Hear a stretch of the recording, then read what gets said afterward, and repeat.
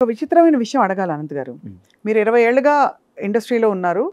అంతకుముందు 70వ దశకం నుంచి అదే 19 ఏళ్ళు దగ్గర దగ్గర 70వ దశకం నుంచి పనిచేస్తున్న పెద్ద పెద్ద మహానుభావులతో మీరు ఇప్పుడు పనిచేస్తారు కలిసి. మనకి వేటూరి వారు, సీతారామ శాస్త్రి గారు, ఇంకా చాలామంది మహానుభావులు గేయ రచయితలు కవుల గురించి చెప్పినప్పుడు ఈ తరం కవులు కానీ గాయకులు కానీ అప్పుడు తీసుకున్న మహానుభావుల జీతభత్యాల కంటే రెమ్యూనరేషన్స్ కంటే ఇప్పుడు 10 అమాంతం పెరిగిపోయింది. అంటే ఇప్పుడు మనం వినడం ఈ తరం గాయని గాయకులు తీసుకుంటున్న రెమ్యూనరేషన్ ఒక పాట పాడడానికి అంతటి బాలు గారు కూడా ఆయన హైయెస్ట్ పొజిషన్లో ఉన్నప్పుడు కూడా తీసుకోలేదని. ఇంత వ్యత్యాసం రావడానికి ఏమిటి కారణం? ఇప్పుడు ఇంకా పెరిగారు కదా, ఇన్ఫ్యాక్ట్ సంఖ్యాపరంగా పెరిగినప్పుడు డిమాండ్ సప్లై కదా కారణం. మీరు ఇన్ని విశ్లేషణలు చేస్తూ ఉంటారు వార్తా ఛానల్స్లో. ఇన్ఫ్లేషన్. అప్పుడు బంగారం ఎంత? 1990లో 3000 కాసు, ఇప్పుడు ఎంత? 60,000. అది అంటే కానీ ఇది గమనించారు కదా, పాటకి 5 లక్షలు 6 లక్షలు 12 లక్షలు తీసుకుంటున్న గాయని గాయకులు ఉన్నారు. అవును సార్. ఏనాడు మనం వినలేదు. మనం 15 లక్షలు 40 లక్షలు తీసుకున్నాడు ఒక గాయకుడు. ఎవరు సార్ చెప్పకూడదు అని ఏముంది, అది తెలిసి అంటే తీసుకుంటే అది ఏ రూపంలో తీసుకున్నాడో మనకు తెలియదు. అది వైట్ ఎంతో తెలియదు, బ్లాక్ ఎంతో మనకు తెలియదు. అది తెలియనప్పుడు మనం చెప్పి ప్రూఫ్ లేదనుకోండి, కరెక్ట్ పేరు చెప్పకూడదు. కానీ అలా పెద్ద పెద్ద అలాంటి సమాచారం కూడా ఉంది. సమాచారం అలా తీసుకుంటున్న గాయని గాయకులు ఉన్నారు. అంటే నిజంగా ఇవాళ ఇండస్ట్రీలో నిలదొక్కుంటే కాసుల పంటే. అంటే ఇక్కడ నిలదొక్కుకోవడం కంటే కూడా అండి, వచ్చిన సక్సెస్ అనేది ఎలాంటిది అనేది ముఖ్యం. తెలియకుండా ఒక పాట అన్నీ కలిసి వచ్చి అది 1000 మిలియన్లకి వెళ్ళిపోయింది అనుకోండి, అమాంతం పెరుగుతుంది. అంతే, వ్యాపారాన్ని బట్టే ఉంటుంది ఏదైనా. అంతే అంతే అది అది ఖచ్చితంగా అది దాన్ని గౌరవిస్తూనే. మీకు ఎప్పుడైనా లీన్ పీరియడ్స్ వచ్చాయి మీరు వచ్చిన కొత్తల్లో కానీ? అంటే కొంత ఖాళీ ఉన్న సమయాలు వచ్చి ఏమిటి నేను అని వచ్చిన ఒక 10 నెలలు అంటే అప్పుడప్పుడు ఒక పాట రావడం అలా అయింది. కానీ ఆ తర్వాత నుంచి ఎప్పుడు పొద్దున్న లేస్తాయి బాబు ఆయనకి పాట ఇవ్వాలి అన్న ఇదితోనే, కానీ ఈరోజు ఏం పాట లేదు రాయడానికి అన్న రోజు ఎప్పుడూ లేదు నాకు ఈ 19 సంవత్సరాలు. చాలా గొప్ప వరం మీకు అది. బహుశా మీరు అనుకుని ఉండరు కదా అనంత్ గారు? నేను అనుకున్నాను. అంటే ఇంతటి నేను ఇంజనీరింగ్ మానేసి ఇండస్ట్రీలోకి వస్తున్నప్పుడు మా ఊర్లో శ్రేయోభిలాషులే, కానీ భయం ఉంటుంది కదా. వాళ్ళు చెప్పింది ఏంటంటే ఎంత చేసినా మళ్ళీ 4-5 సంవత్సరాల కంటే ఎక్కువ ఉండదు కదా కెరీరు, ఎందుకు ఇంజనీరింగ్ వదులుకుని ఇటు రావడం అని. అంటే అంతకన్నా ఎక్కువ ఉండే చూపెడతాను అన్నాను నేను. ఆ 4 8 అయింది, 8 16 అయింది, 16 ఇప్పుడు 19 అయింది.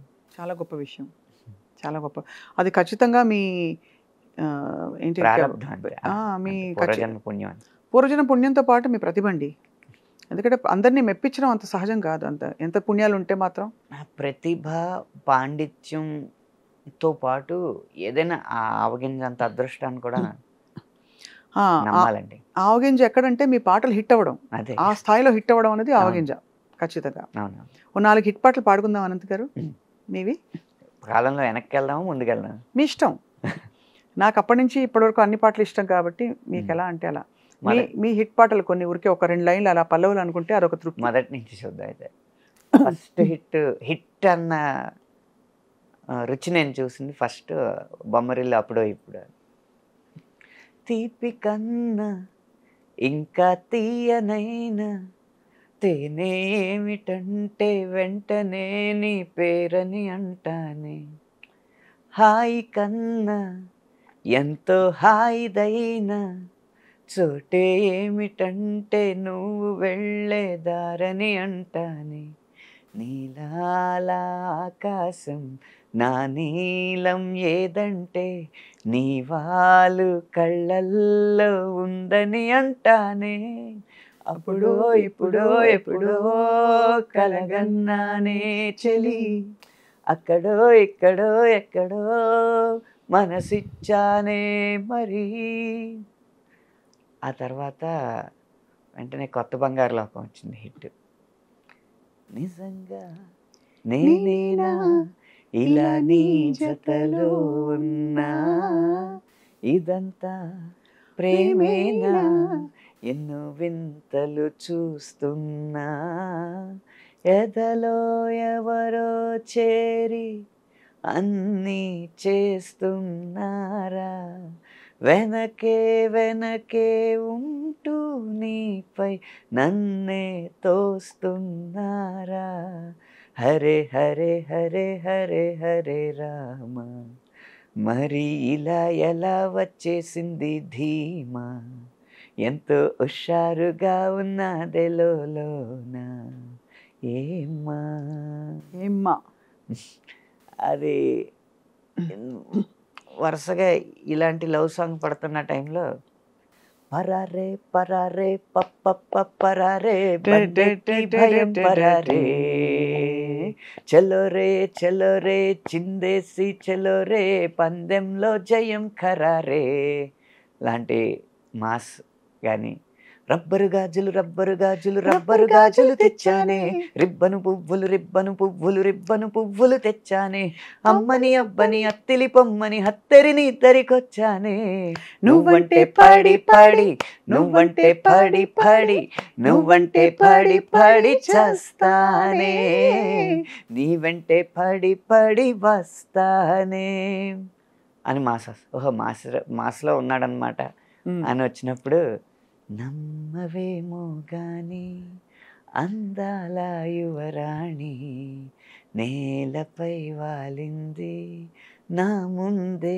మెరిసింది, అందుకే అమాంతం నామది అక్కడే నిశ్శబ్దం అయినది, ఎందుకో ప్రపంచం అన్నది ఇక్కడే ఇలాగే నాతో ఉంది, నిజంగా కళ్ళతో ఎంతగా మంత్రమేసింది, అదేదో మాయలో నన్నిలా ముంచి వేసింది.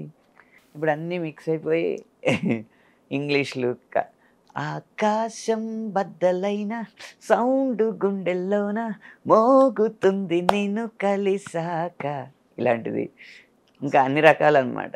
చిన్నదో వైపు పెద్దదో వైపు చిందేసి చెంగుమంటే పెరగదా ఊపు, సోకులో వైపు సొంపులో వైపు చల్లేసి చంపుతుంటే కలగదా కైపు లాంటివి.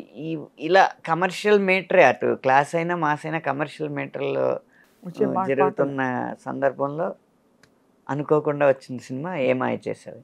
అబ్బబ్బబ్బబ్బ అసలు ఆ పాటలు మంది ముందుకొచ్చి అందాలు సల్లుతున్న ఈ గుండెకేమవ్వలా, ఓ నిన్న కాక మొన్న వచ్చి ఏ మాయ చేసావే పిల్లి మొగ్గలేసిందిలా, హోసాన పువ్వులు హోసాన గాలుల్లో నీ వాసన, హోసాన